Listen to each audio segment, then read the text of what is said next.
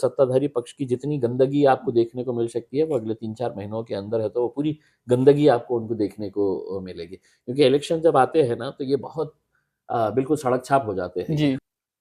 Hello and खुशामदीद, मैं हूं राजी और आप देख रहे हैं हिंद वॉइस। मेरे साथ इस वक्त मौजूद हैं इम्तियाज जलील साहब, जो मेंबर ऑफ पार्लियामेंट हैं औरंगाबाद सीट महाराष्ट्र से और ऑल इंडिया मजलिस इत्तेहादुल मुस्लिमीन से ताल्लुक रखते हैं। पार्लियामेंट में बहुत सारे मसाइल ऐसे हैं जिन पर बेबाकी से, जिस तरह से असदुद्दीन ओवैसी जो इनकी पार्टी के सदर हैं वो आवाज बुलंद करते हैं, इसी तरह से इम्तियाज जलील भी इस मामले में पीछे नहीं रहते। कई मामलों में कई सवालों को लेकर घिरे हुए भी नजर आते हैं। आइए बात करते हैं 2024 के लोकसभा इलेक्शन को लेकर के, इनकी पार्टी की क्या पॉलिसियां रहने वाली हैं और इंडिया गठबंधन जिस टीम का ये हिस्सा या इनकी पार्टी नहीं है, उन तमाम ताल्लुक से इम्तियाज जलील से सवाल करेंगे। सर बहुत बहुत स्वागत है आपका। शुक्रिया शुक्रिया, बहुत बहुत शुक्रिया। सर सबसे पहला मेरा सवाल ये है कि अभी 5 राज्यों के जो चुनाव नतीजे आए, जिसमें मध्य प्रदेश है, राजस्थान है, उसमें कांग्रेस की बुरी तरीके से हार हुई और जिस तरह का इंडिया गठबंधन का एक नारा दिया जा रहा था और बहुत ज्यादा उसका वावेला मचाया जा रहा था, वो सारा धराशायी हो गया। इस मामले पे आप क्या कहेंगे? कुछ नहीं, देखिए हर पार्टी को जीत और हार मिलते रहती है। जी। ये इंडिया अलायंस को सोचना चाहिए कि हमारी क्या गलतियां हुई है, हम क्यों भाजपा को हरा नहीं पाए हैं। इस बारे में सोचकर उनको अपने पार्टी का जो भी चेंजेस लेके आने के हैं वो चेंजेस लेके आना चाहिए। जीत हार होते रहती है उसमें।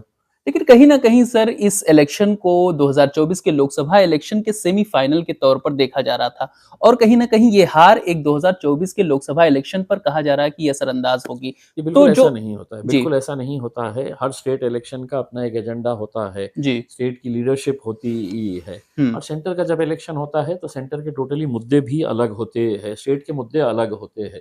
तो ये कहना कि भाजपा यहाँ पे जीत गई है तो केंद्र के अंदर भी वो जीत सकती है, या वो सेमीफाइनल था वो फाइनल में भी जीत जाएंगे, ऐसा कहना बहुत ये है।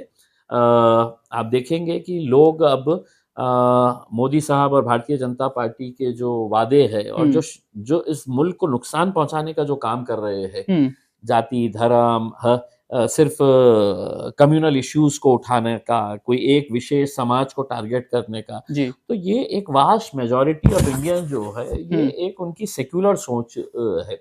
अगर आप उनके ऊपर बार बार बार बार सिर्फ यही जहर अगर उनके अंदर डालते रहेंगे तो आखिर में वो भी कहेंगे कि नहीं अब बस हो गया है, बहुत हो गया है करके उसमें।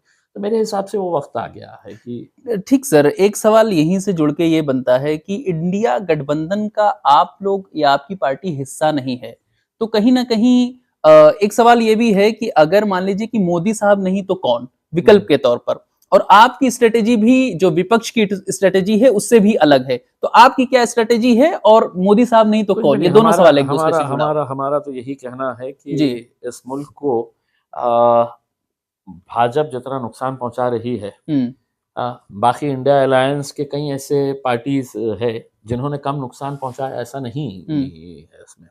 अगर आप ये समझेंगे कि मुसलमानों के वोट चाहिए इंडिया अलायंस को, लेकिन मुसलमानों की लीडरशिप नहीं चाहिए, हम्म अगर वो ये समझेंगे कि राहुल गांधी के बाजू बैठने की हैसियत ही नहीं है असदुद्दीन अवैसी की, हम्म हाँ?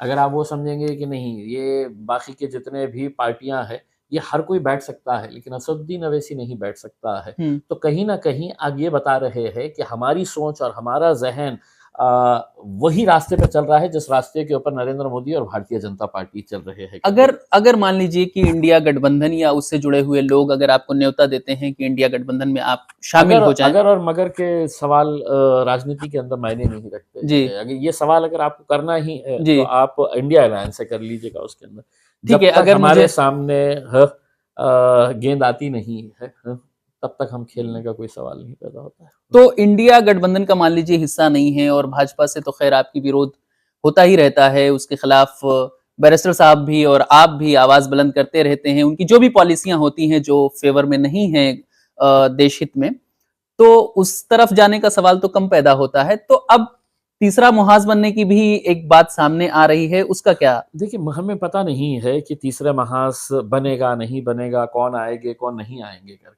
हम तो ये है कि कोई आए तो ठीक, ना आए तो भी आपको लड़ना है जी करके।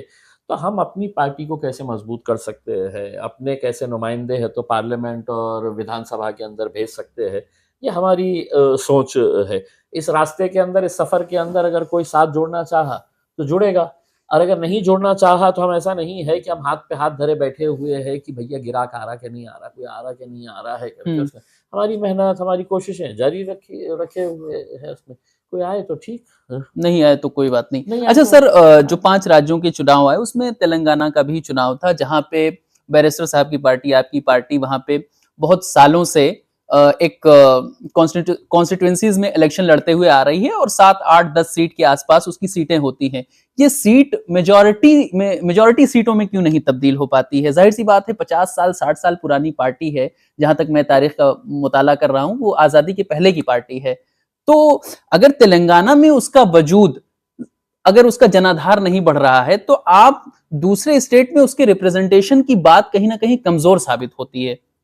देखिए, तेलंगाना के अंदर हमारा अलायंस जो है वो बीआरएस के साथ जी। रहता है उसमें। हम्म। और अगर हम बीआरएस के साथ लड़के अगर किसी तीसरे को मौका दे दे, तो वो तेलंगाना के अंदर आ सकता है। अगर हम बीआरएस के खिलाफ ही लड़के, जी। तो हमारी एक अंडरस्टैंडिंग रहती है कि भाई अपने इश्यूज, हमारे जो मुद्दे हैं, हमारे जो मसले हैं, मसाइल है, कि अगर हम इनके साथ जाके अगर वो मसलों मसाइल को हल करने की बात करते हैं। देखिए, आंकड़े कितने होते हैं ये मायने नहीं रखता है। हम्म। हाँ, आप पार्लियामेंट के अंदर कितने मुस्लिम एमपीज हैं, जी। आप देखिएगा। बोलने वाला कौन है, किसी से भी पूछ लीजिएगा जी। पूरे हिंदुस्तान में कितने हैं। हाँ, मैं आपको चैलेंज के साथ बोलता हूँ। हाँ, आप किसी मुसलमान से पूछ लीजिएगा कि पार्लियामेंट के अंदर कितने मुस्लिम है बताओ, नहीं, वो और तो खैर। उनके पूरे नाम बताओ हाँ, करके। हाँ। तो ये मायने नहीं रखता है कि साहब आप 25 एमएलए चुना के लेके आ रहे हैं, लेकिन 25 एमएलए के अंदर आवाज़ ही नहीं है, वो बात ही नहीं कर रहे हैं। तो मेरा ये है कि आज नंबर से ज़्यादा आपका जो नुमाइंदा है वो कितना इफ़ेक्टिव है करके। अब इफेक्टिव है, हाँ, कितना अब स्पोकन आप है। हम मुझसे ये भी सवाल कर सकते हैं कि आप तेलंगाना के अंदर है तो इस बार है तो सिर्फ़ 9 ही सीटें लड़ा है, जी। 9 में से 7 जीत कर आए जी। हैं। आप मुझसे ये भी कहेंगे कि साहब आप पिछले लोकसभा के इलेक्शन के अंदर पूरे हिंदुस्तान के अंदर 550 सीटें हैं। हम्म। हाँ, आप उसमें से सिर्फ़ 3 ही सीटें लड़े हैं, क्यों लड़े हैं 3 सीटें करके? हाँ? हम्म। एक हैदराबाद में जीते, एक औरंगाबाद में जी। जीते, किशनगंज बिहार के अंदर अख्तरुल इमान साहब चंद वोटों से जी हार हारे। गए जी। है करके उसमें। तो मेरा ये कहना है कि हमारा हम वज़ीर आज़म की कुर्सी के ऊपर बैठना नहीं चाह रहे हैं। जी। हम अपने कौम की आवाज़, हमारे जो मसले मसाइल है, हमारे नौजवानों के जो मसले मसाइल है, उसको ऐवानों तक कैसा ले जा सकते हैं, कैसा पहुँचा सकते हैं। और ये करने के लिए आपको आवाज़ चाहिए, बोलने वाले लोग चाहिए। गूंगे, मुक्के, बहरे बहुत है वहाँ पे बैठे हुए, बहुत है। जी। हर पार्टी में आते हैं वो उसमें, कि वहाँ पे आके से कुर्सी के ऊपर बैठना, साइन करना, घर जाना करके उसमें। जी। सर, एक सवाल इससे जुड़ा हुआ, जैसे आपने पॉलिटिकल रिप्रेजेंटेशन की बात की, मुसलमानों की क़यादत की बात की, देखा ये जाता है कि आज़ादी के 75 सालों के बाद मुस्लिम क़यादत उभर नहीं पाई। इस पे मैंने बहुत सारे लोगों के से सवाल भी किया और अलग-अलग लोगों का अलग-अलग मानना है। कुछ तो उसमें मौलाना आज़ाद साहब को ज़िम्मेदार ठहराते हैं कि उन्होंने मुस्लिम लीडरशिप को उभरने नहीं दिया। आपका क्या नजरिया है कि मुस्लिम लीडरशिप 75 सालों के बाद स्टैंड क्यों नहीं कर पाई, जबकि हमसे कम? नहीं, मैं देखिए, मैं किसी और को ज़िम्मेदार नहीं ठहराता हूँ, जी। मैं मुसलमानों को ही इसके लिए ज़िम्मेदार ठहराता हूँ उसमें। अब जैसा उदाहरण के तौर के ऊपर मैं अपना एग्ज़ाम्पल देता जी। हूँ, मैंने किसको हरा के आया हूँ? तो शिवसेना के 20 साल के एमपी को हरा के आया हूँ। जब मैं खड़ा हुआ था, जी। तो सबसे ज़्यादा मुखालिफत किसने की थी? तो मुसलमानों ने की थी। कांग्रेस का मुसलमान ने किया था, एनसीपी के मुसलमान ने किया था, समाजवादी पार्टी के मुसलमान ने किया था। ये बोले थे कि कहाँ से जीत के आते हैं, एमपी जीतना मुश्किल ही नहीं, एमपी जीतना बहुत ही मुश्किल बात है, इम्पॉसिबल टास्क है, ज़बरदस्ती खड़ा है, ले दे के खड़ा है। ये इस तरह के ये हम्म। जबकि अगर एक प्लेटफ़ॉर्म के ऊपर हम सब आ गए, हम्म। इख्तिलाफ़ सब छोड़कर, हम्म। राजनीतिक हमारी क्या, किसके साथ क्या अलायंस है, ये सब छोड़कर, तो हम भी अपने नुमाइंदे वहाँ पर भेज सकते हैं। तो किसी और के ऊपर इल्ज़ाम देना, और इन सवालों का जवाब जो है ना, वो मैं उन पार्टियों के लीडरों से भी पूछना चाहता हूँ, सेक्युलर पार्टियों के। हम्म। मुलायम सिंह ले लीजिएगा, लालू प्रसाद ले लीजिएगा, शरद पवार ले लीजिएगा, राहुल गांधी ले लीजिएगा, हम्म। उसके अंदर क्या वजह है साहब? कि आप माइनॉरिटी के इतने बड़े मेजॉरिटी वाले कम्युनिटी को आप है तो टिकट ही नहीं देंगे। हाँ, महाराष्ट्र के अंदर क्यों पवार साहब ये जिम्मेदारी नहीं लेते हैं कि ऐसा मेरी जिम्मेदारी है कि मैं एक एमपी मुसलमान का चुना के लाऊंगा? क्यों कांग्रेस ये जिम्मेदारी नहीं लेती है कि 48 सीटें हैं महाराष्ट्र के अंदर, एक मुस्लिम एमपी है तो हम चुना के लेके आएंगे? जी। मतलब इस कौम को ये समझा गया है कि तुम्हारा काम वोट डालने का है, तुम वोट डालो और घर में बैठो करके उसके अंदर हम पॉलिटिकल अवेयरनेस की कमी मानते हैं इस समाज में? नहीं, अवेयरनेस बहुत आ गया है साहब। जी। अफसोस के साथ कहना पड़ता है, बटे हुए हैं और बिके हुए हैं।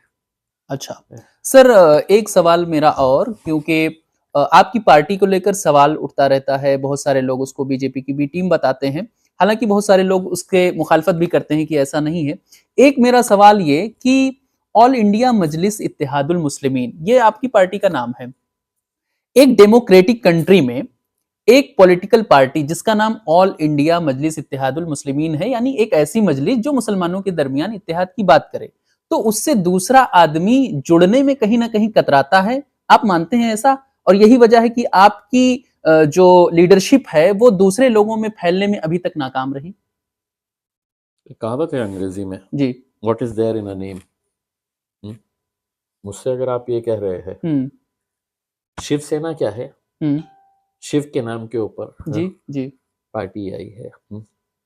सरदार जियों की अकाली दल जी बहुजन समाज पार्टी। बहुजनों की पार्टी ये है। तो ऐसे कितने नाम गिनाऊं मैं आपको? जी। तो वो उनको कोई सवाल नहीं करेगा। अगर हम ऑल इंडिया मजलिस से इत्तेहादुल मुस्लिमीन अगर हम रखते हैं जी। तो आप मैंने बहुत अच्छा नाम रख दिया मैंने पार्टी का, बहुत अच्छा।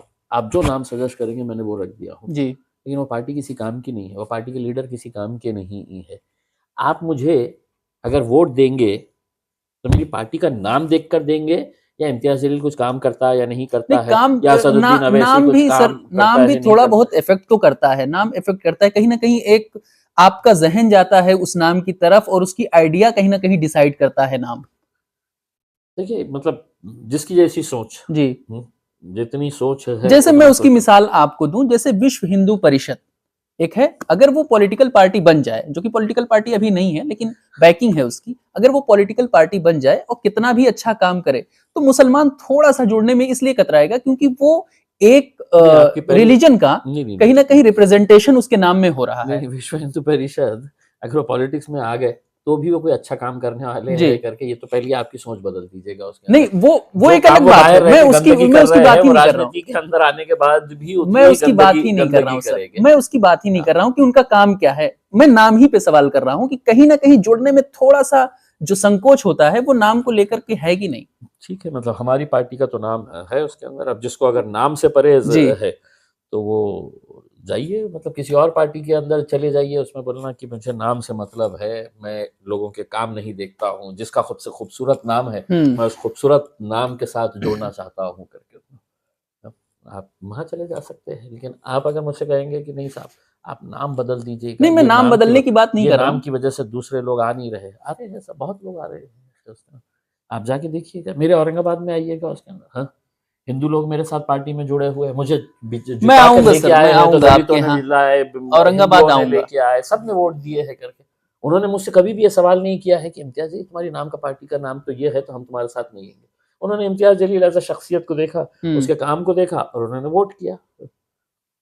अच्छा सर, लास्ट सवाल ये है कि 2024 लोकसभा का इलेक्शन एकदम सर पर है, आपको क्या लगता है कि क्या स्ट्रेटेजी इंडिया गठबंधन की होने वाली है और क्या स्ट्रेटेजी जो है वो पॉलिटिकल पार्टी जो रूलिंग पार्टी है वो करेगी? और दूसरी बात, जब ये इलेक्शन के रिजल्ट आए 5 राज्यों के, ईवीएम को लेकर सवाल उठने लगे और कई नेताओं ने ईवीएम को लेकर सवाल उठे, आपको क्या लगता है कि ईवीएम की विश्वसनीयता पर सवाल उठाना ठीक है?